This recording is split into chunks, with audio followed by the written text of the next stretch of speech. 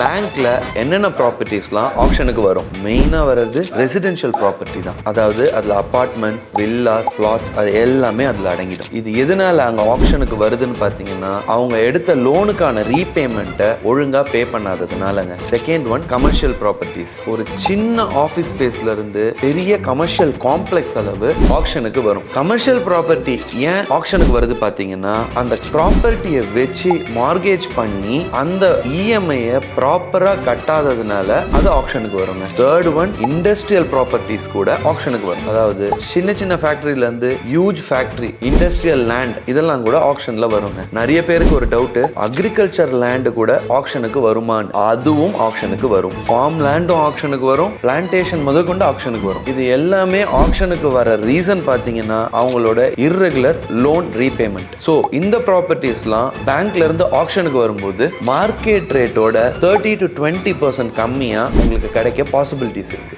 Action ப்ராப்பர்ட்டியில budget கம்மியா property வாங்கணும்னு நினைச்சீங்கன்னா அதுவும் 30% மார்க்கெட் ரேட்டோட கம்மியா தாராளமா எங்க ஹவுஸ் சென்டர் கான்டாக்ட் பண்ணுங்க.